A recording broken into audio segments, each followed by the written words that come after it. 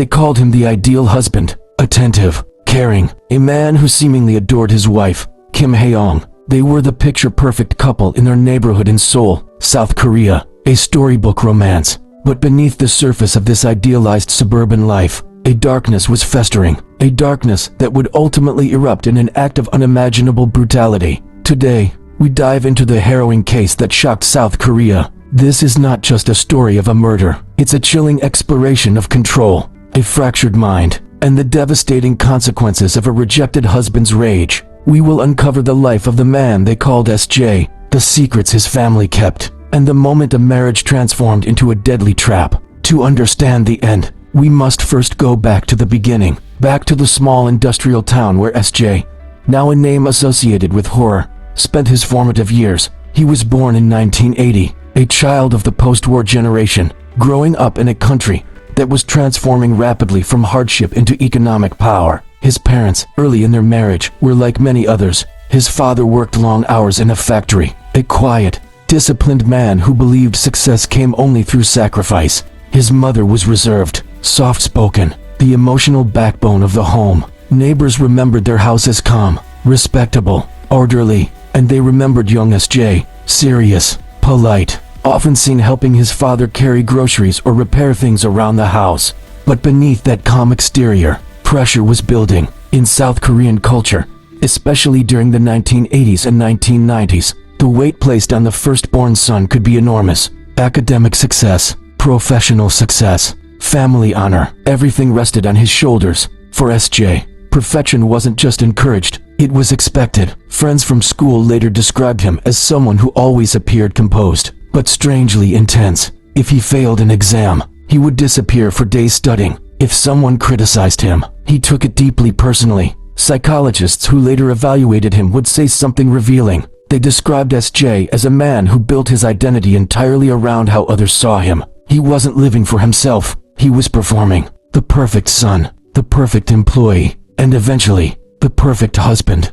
Years later, SJ met Hayong. Friends described their meeting like something from a romantic drama. He was attentive, protective, devoted. He opened doors for her. He remembered every small detail about her life. Birthdays, favorite foods, childhood stories. To everyone watching, he seemed deeply in love. They married not long after, and for a while, their life appeared perfect. But sometimes, control disguises itself as love. At first the signs were subtle. SJ began asking Hayong to tell him where she was going, who she was meeting, when she would be home. Then the requests became expectations. Then the expectations became demands. If she didn't answer her phone immediately, he would call again, and again, and again. When she finally picked up, his voice sounded calm, almost too calm. "Hayong, why didn't you answer? I was just worried about you." But the concern felt suffocating. He began appearing at her workplace without warning, waiting outside when she finished work, watching, monitoring.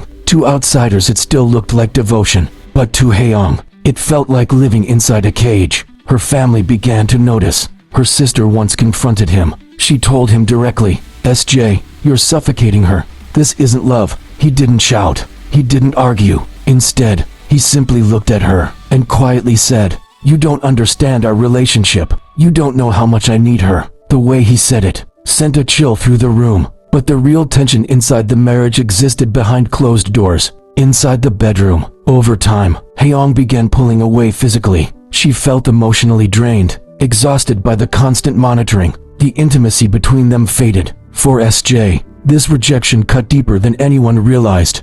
To him, being the perfect husband meant being desired. When she began refusing him, he didn't interpret it as exhaustion or emotional distance. He interpreted it as humiliation, an attack on his identity.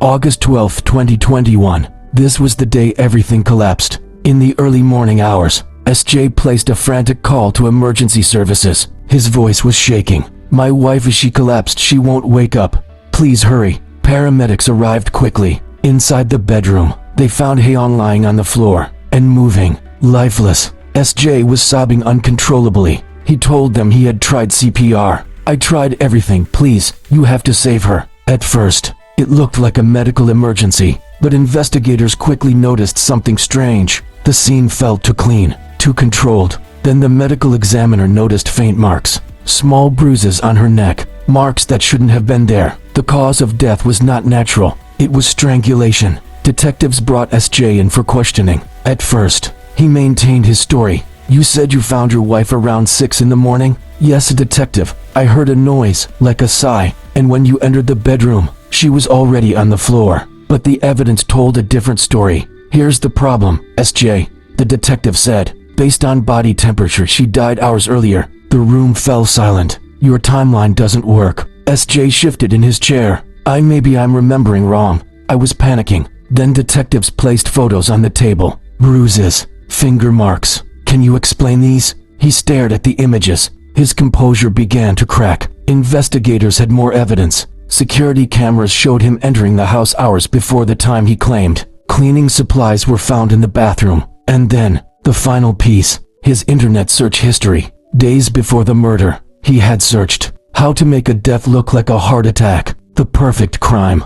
The performance was over. Detectives leaned forward. "You planned this, didn't you?" For a long moment, SJ said nothing. Then he spoke quietly. "I loved her, more than anyone could understand," the detective replied. "Then why is she dead?" SJ looked down at his hands. "She rejected me." The room went still. "What do you mean?" "She wouldn't sleep with me. It wasn't just that night. It was months. I gave her everything, and she treated me like I didn't exist." He paused. "That night she said no again, and the way she looked at me, it felt like she was telling me I had no control anymore." His voice hardened. "I just wanted it to stop. I just wanted things to go back to normal." Then he admitted it. During the argument, his anger exploded. He grabbed her and strangled her. The man everyone called the perfect husband had killed the person he claimed to love most. The trial shocked the nation. Media outlets across South Korea followed every detail. The motive seemed almost unbelievable. A marriage destroyed by control, entitlement,